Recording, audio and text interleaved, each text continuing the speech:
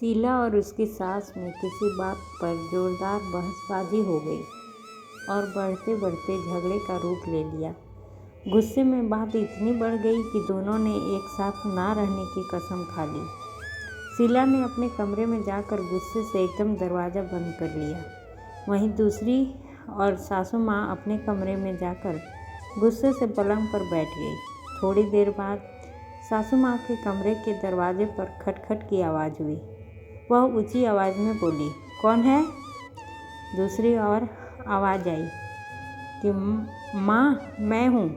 सासू माँ गुस्से से शीला को देखते हुए बोली कि अभी तो अलग रहने की कसमें खाई है, अब क्या करने आई हो? शीला ने कहा, सॉरी माँ, मुझे गुस्से में कुछ भी मालूम नहीं चला और आपको बिना ध्यान रखे कुछ भी बोल दिया।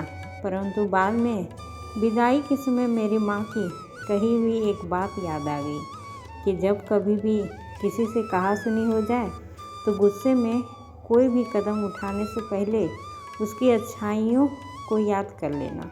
और मैंने वही किया। आपके द्वारा दिए गए प्यार और आपकी अच्छाइयों को याद करते ही आपस की झगड़े वाली सारी बातें भूल गई।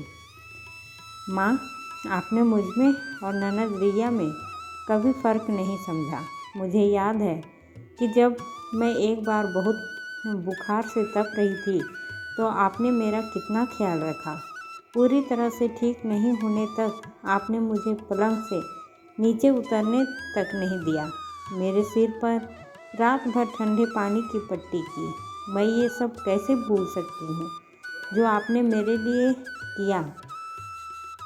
आपने पर्याप्त स्वतंत्रता दी। मदर इन लॉ होकर भी आपने अपने लोग मुझ पर थोपने की कभी भी कोशिश नहीं की। और माँ, आप में सबसे बड़ी खासियत यह है कि आपने काम से ज़्यादा मेरी भावनाओं का आदर किया है। इतनी अच्छी सास से भला मैं कैसे अलग हो सकती हूँ। आपकी अच्छी बातें याद आते ही मेरा दिल भर गया। मैं ज़्यादा देर तक आपसे कैसे गुस्सा रह सकती हूँ। मुझे बहुत बुरा लग रहा है कि मैंने आपसे तेज़ आवाज़ में बात की। बस फिर क्या था। सास और शीला दोनों भाव विभोर हो गए। सासू माँ का गुस्सा एकदम शांत हो गया और शीला पर ढेर सारा प्यार उमड़ पड़ा और बोली, बेटी, तुम तो अभी बच्ची हो, लेकिन मैं तो तुमसे बहुत बड़ी हूँ।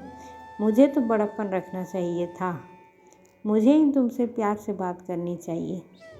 तुम तो बहुत अच्छी हो। बेटा, मुझे माफ़ कर दो जो तुम पर चिल्लाई। दोनों की आंखों में प्यार के आंसू झलक आए। मम्मी जी, मैं आपके लिए गरम गरम कॉफ़ी बनाकर लाती हूँ। और दोनों ने साथ बैठकर कॉफ़ी पी।